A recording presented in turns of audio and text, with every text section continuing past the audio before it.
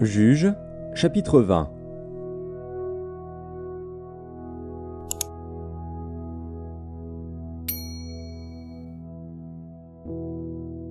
Tous les enfants d'Israël sortirent, depuis Dan jusqu'à Beer-Shéba et au pays de Galaad, et l'assemblée se réunit comme un seul homme devant l'Éternel, à Mitzpa. Les chefs de tout le peuple, toutes les tribus d'Israël, se présentèrent dans l'assemblée du peuple de Dieu. 400 000 hommes de pied, tirant l'épée. Et les fils de Benjamin apprirent que les enfants d'Israël étaient montés à Mitzpa. Les enfants d'Israël dirent : « Parlez, comment ce crime a-t-il été commis ?» Alors le Lévite, le mari de la femme qui avait été tuée, prit la parole et dit : « J'étais arrivé, avec ma concubine, à Gibéa de Benjamin, pour y passer la nuit. Les habitants de Gibéa se sont soulevés contre moi et ont entouré pendant la nuit la maison où j'étais. Ils avaient l'intention de me tuer, et ils ont fait violence à ma concubine, et elle est morte. J'ai saisi ma concubine, et je l'ai coupée en morceaux, que j'ai envoyée dans tout le territoire de l'héritage d'Israël. Car ils ont commis un crime et une infamie en Israël. Vous voici tous, enfants d'Israël, consultez-vous, et prenez ici une décision. » Tout le peuple se leva comme un seul homme, en disant : « Nul de nous n'ira dans sa tente, et personne ne retournera dans sa maison. Voici maintenant ce que nous ferons à Gibéa. Nous marcherons contre elle d'après le sort. Nous prendrons dans toutes les tribus d'Israël 10 hommes sur 100, 100 sur 1000 et 1000 sur 10 000. Ils iront chercher des vivres pour le peuple, afin qu'à leur retour on traite Gibéa de Benjamin selon toute l'infamie qu'elle a commise en Israël. » Ainsi tous les hommes d'Israël s'assemblèrent contre la ville, unis comme un seul homme. Les tribus d'Israël envoyèrent des hommes vers toutes les familles de Benjamin pour dire : « Qu'est-ce que ce crime qui s'est commis parmi vous ? Livrez maintenant les gens pervers qui sont à Gibéa, afin que nous les fassions mourir et que nous ôtions le mal du milieu d'Israël. » Mais les Benjamites ne voulurent point écouter la voix de leurs frères, les enfants d'Israël. Les Benjamites sortirent de leur ville et s'assemblèrent à Gibéa pour combattre les enfants d'Israël.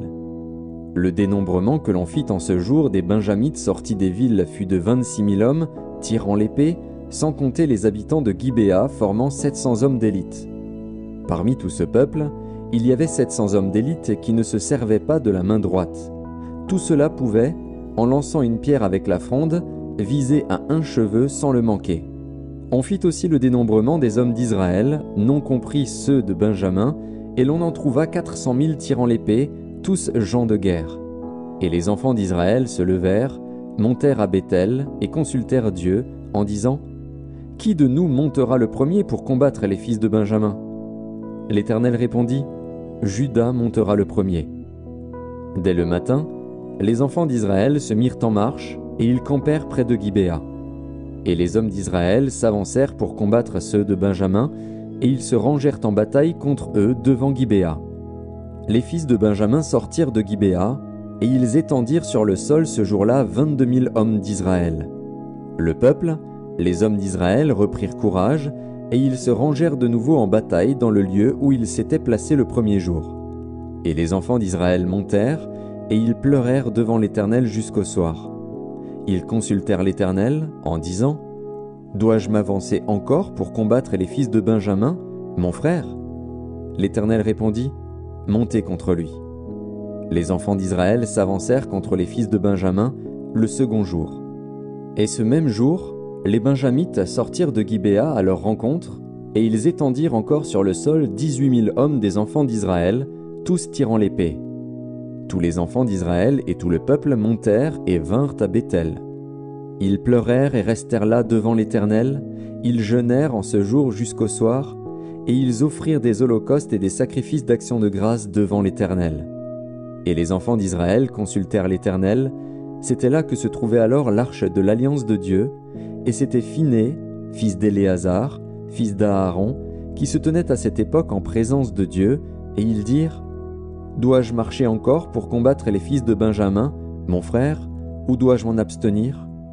L'Éternel répondit : « Montez, car demain je les livrerai entre vos mains. » Alors Israël plaça une embuscade autour de Gibéa. Les enfants d'Israël montèrent contre les fils de Benjamin le troisième jour, et ils se rangèrent en bataille devant Gibéa, comme les autres fois. Et les fils de Benjamin sortirent à la rencontre du peuple, et ils se laissèrent attirer loin de la ville. Ils commencèrent à frapper à mort parmi le peuple, comme les autres fois, sur les routes dont l'une monte à Béthel et l'autre à Gibéa par la campagne, et ils tuèrent environ 30 hommes d'Israël. Les fils de Benjamin disaient « Les voilà battus devant nous comme auparavant ». Mais les enfants d'Israël disaient « Fuyons et attirons-les loin de la ville dans les chemins ». Tous les hommes d'Israël quittèrent leur position et se rangèrent à Baal-Tamar.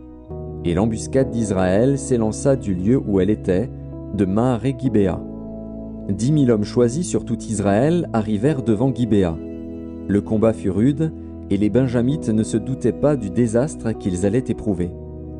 L'Éternel battit Benjamin devant Israël, et les enfants d'Israël tuèrent ce jour-là 25 100 hommes de Benjamin, tous tirant l'épée. Les fils de Benjamin regardaient comme battus les hommes d'Israël, qui cédaient du terrain à Benjamin et se reposaient sur l'embuscade qu'ils avaient placée contre Gibéa. Les gens en embuscade se jetèrent promptement sur Gibéa, ils se portèrent en avant et frappèrent toute la ville du tranchant de l'épée. Suivant un signal convenu avec les hommes d'Israël, ceux de l'embuscade devaient faire monter de la ville une épaisse fumée. Les hommes d'Israël firent alors volte-face dans la bataille. Les Benjamites leur avaient tué déjà environ 30 hommes, et ils disaient « Certainement les voilà battus devant nous comme dans le premier combat ». Cependant une épaisse colonne de fumée commençait à s'élever de la ville. Les Benjamites regardèrent derrière eux, et voici, de la ville entière les flammes montaient vers le ciel. Les hommes d'Israël avaient fait volte-face, et ceux de Benjamin furent épouvantés en voyant le désastre qui allait les atteindre. Ils tournèrent le dos devant les hommes d'Israël et s'enfuirent par le chemin du désert. Mais les assaillants s'attachèrent à leurs pas, et ils détruisirent pendant le trajet ceux qui étaient sortis des villes. Ils enveloppèrent Benjamin, le poursuivirent, l'écrasèrent dès qu'il voulait se reposer, jusqu'en face de Gibéa, du côté du soleil levant. Il tomba 18 000 hommes de Benjamin, tous vaillants. Parmi ceux qui tournèrent le dos pour s'enfuir vers le désert au rocher de Rimon, les hommes d'Israël en firent périr 5 000 sur les routes. Ils les poursuivirent jusqu'à Gidéom, et ils en tuèrent 2 000. Le nombre total des Benjamites qui périrent ce jour-là fut de 25 000 hommes tirant l'épée, tous vaillants. 600 hommes, qui avaient tourné le dos et qui s'étaient enfuis vers le désert au rocher de Rimon, demeurèrent là pendant 4 mois. Les hommes d'Israël revinrent vers les fils de Benjamin, et ils les frappèrent du tranchant de l'épée, depuis les hommes des villes jusqu'au bétail, et tout ce que l'on trouva. Ils mirent aussi le feu à toutes les villes qui existaient.